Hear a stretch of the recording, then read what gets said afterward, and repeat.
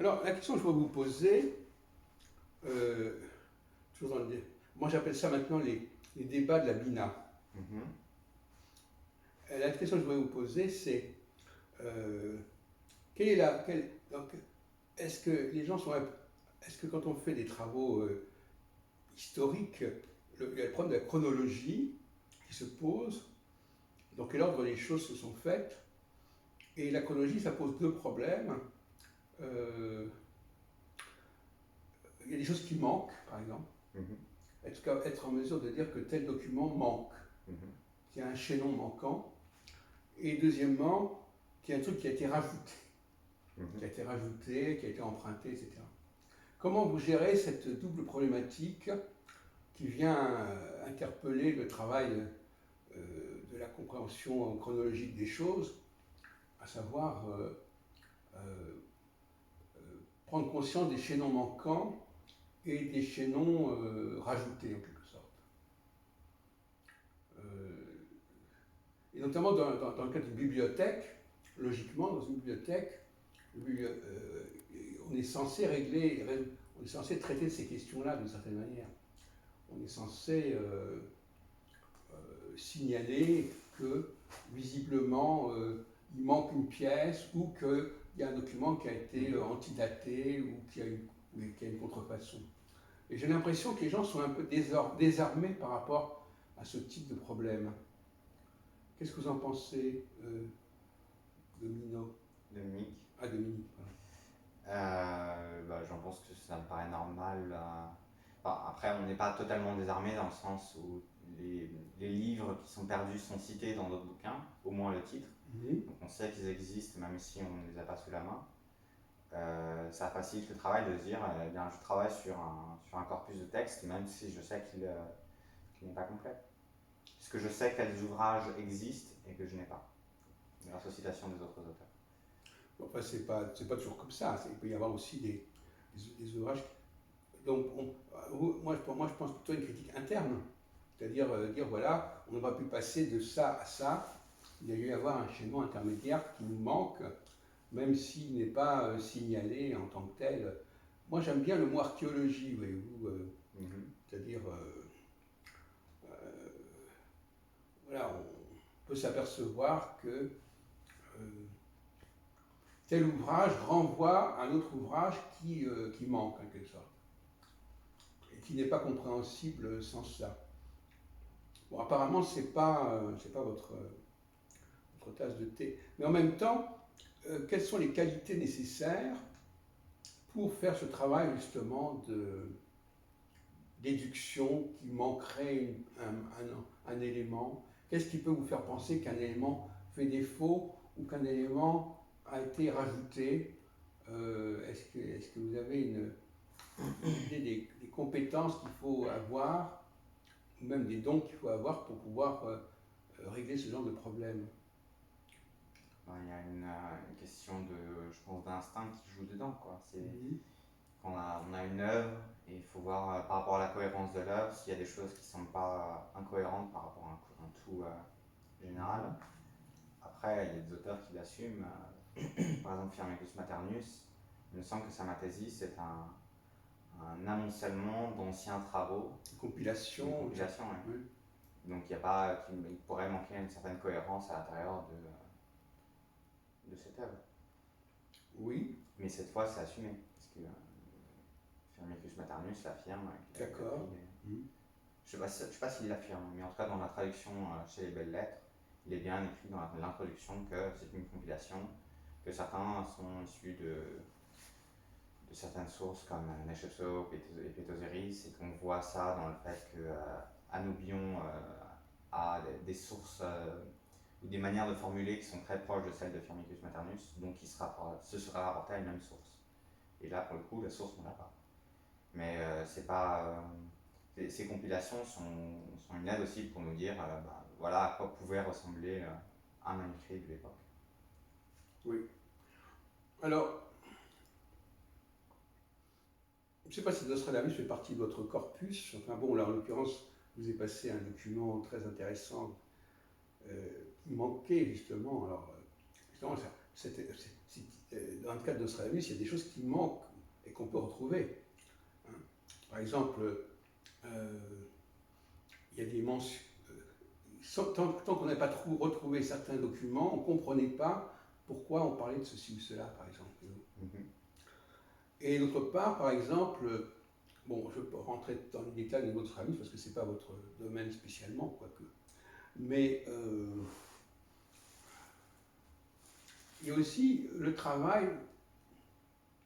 Il y a trois types de problèmes. Il y a aussi le travail de reconstitution que les auteurs ont fait eux-mêmes, que les libraires ont fait eux-mêmes. C'est-à-dire qu'on a parfois reconstruit une chronologie, qui n'est pas la vraie chronologie, mais on l'a reconstruite, on a essayé de la reconstituer. Donc par conséquent, parfois on vous dit, voilà, ça s'est passé comme ceci, comme cela, et en réalité, c'est déjà le résultat d'une reconstruction qui est proposée au lecteur. Alors là, c'est vraiment très piégeant parce que il ne s'agit pas réellement d'une contrefaçon, mais d'une reconstitution qui peut être tout à fait défectueuse d'ailleurs. Mais c'est voilà. Donc vous voyez tous les pièges qui peuvent se présenter dans ce domaine-là. La reconstitution historique, on reconstruit, par exemple, probablement dans la Bible, il y a des choses qui sont reconstruites, c'est-à-dire qu'on veut ménager une certaine chronologie et on la réinvente, on la reconstitue comme on peut. Bon, c'est pas vraiment un travail de faussaire à comment parler. Le faussaire serait quelqu'un qui ferait exprès de faire dire des choses qui n'ont pas été dites, mais là, la reconstitution, c'est plutôt quelqu'un qui croit que les choses ont eu lieu comme ça, et en réalité, elles n'ont pas eu lieu comme ça, mais il essaie, il redonne. Alors, donc finalement, il ne faut pas du tout sous-estimer le rôle des libraires qui peuvent très bien fabriquer des faux documents, ou qui peuvent reconstituer des fausses chronologies, etc. La question que je vais vous poser, c'est justement, c'est qu'apparemment, il faut avoir un certain type, il faut avoir une capacité de raisonner. C'est-à-dire que être capable de dire, voilà, vu qu'il y a ceci, vu qu'il y a cela, donc il a dû se produire ceci ou cela. Et si on n'a pas cette capacité de raisonner, et notamment si on n'a pas confiance dans cette capacité de raisonner, ou si on ne fait pas confiance à la capacité de raisonner d'autrui, on va rester scotché sur les documents qu'on possède. On ne va pas vouloir s'en éloigner, parce que s'en éloigner, ce serait de la spéculation, ce serait... Donc finalement, comme on dit, on fait de nécessité vertu, c'est-à-dire que incapable de reconstituer le raisonnement et le cours des choses, on préfère ne rien faire du tout. C'est un travers qu'on constate très souvent. Sous couvert de prudence, on masque une certaine forme d'impuissance quelque part. Et vous-même, vous êtes un lecteur de la Bible? Je l'ai lu quand j'étais plus jeune. Oui. Parce que vous savez qu'on parle de la critique biblique, on a entendu parler de cette expression critique biblique qui consiste à redéterminer les choses, etc., à redéterminer les dates, etc. Et moi, je suis tout à fait favorable à la critique dans le domaine de Nostradamus et dans le domaine de l'astrologie en général. Et à ce propos, hier nous avons eu un entretien à propos d'André Barbeau, je ne sais pas s'il a été enregistré d'ailleurs, puisqu'on a eu des problèmes techniques. Mais il faut faire attention aussi de ne pas mettre sur le compte d'un auteur ce qu'il a écrit avant.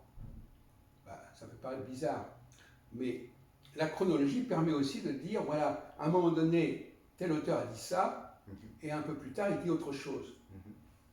Il ne faut pas dire, il dit ça et ça. Il ne faut pas télescoper les étapes chronologiques. Par exemple, on parlait de ça parce qu'on parlait de l'astrologie mondiale de Barbeau et le fait qu'il n'utilisait pas le zodiaque dans sa concentration dans l'indice planétaire. Pour autant, il n'a jamais désavoué l'interprétation natale sans signe du zodiaque. Donc c'est bien qu'il ne le rejetait pas complètement. Mais il ne l'a pas désavoué, il l'a désavoué de fait. Quand quelqu'un ne se sert pas de quelque chose, c'est une façon de le désavouer. Il ne se sert pas que dans l'astrologie mondiale, en tout cas. Oui, mais à un moment donné, ça a été à partir de. C'est là-dessus que je ne suis pas du tout d'accord avec vous. Il est vrai qu'il a dirigé des documents, et même son traité de pratique d'astrologie touche à cela, mais à mon avis, il en a pris le contre-pied. En fin de compte, il a rejeté cela. Il a complètement rejeté cela. À quel moment on peut dire que, déjà en 1953-54, quand il fait de l'astrologie mondiale, il ne parle pas du zodiaque, alors que ses confrères en parleraient. Donc ça montre bien qu'il se démarque d'autres gens. Et d'ailleurs, eux-mêmes, les frères Barbeau, dès les années 40, je dirais même, ils se sont démarqués à ce sujet. Donc moi, je pense qu'il ne faut pas dénaturer la pensée de Barbeau. Barbeau est quelqu'un qui a voulu révolutionner l'astrologie en la purgeant, un peu comme Kepler, de tout un ensemble de choses. S'il ne l'a pas dit explicitement, il n'a pas purgé. Même, je ne sais pas d'où vous sortez depuis les années 40 que Armand Barbeau aurait rejeté les signes du zodiaque. Parce qu'ils ont défini la notion de cycle planétaire sans référence au zodiaque. Pour eux, la seule chose qui est importante, c'est la relation entre deux planètes. Mais c'est intéressant ce que vous dites, parce que vous croyez que parce que quelqu'un n'a pas écrit « je rejette », mais n'importe quelle personne qui lit les astres et l'histoire voit bien qu'il y a un rejet total du zodiaque, même s'il ne dit pas explicitement ça. C'est intéressant, de toute façon, vous faites ce que vous voulez, mais au niveau méthodologique, c'est clair que si un ouvrage entier est construit là-dessus, sur l'indice cyclique, c'est le rejet absolu et total, non seulement du zodiaque, mais même des significations planétaires. Puisque on étudie simplement le nombre de conjonctions qui ont eu lieu sans se préoccuper de savoir quelles sont les planètes qui sont en question. On parle d'un bouquet de planètes qui part de Jupiter jusqu'à Pluton, point, combien il y a eu de configurations, point. C'est pas parce qu'ils n'ont pas écrit que c'était la nature des planètes en question qui permet qu'ils ne la prenaient pas en compte. Et là, c'est vous qui devriez peut-être regarder au-delà de ce qui est écrit et de prendre en compte qu'est-ce qu'il faisait en pratique et pourquoi, si maintenant je me souviens, il me semble que si André Barbeau prédit une pandémie pour 2019, c'est à cause de Saturne-Pluton. Mais à quelle époque il a fait ça? 2011. C'est après. Pour 2000. C'est après. C'est après cette période-là.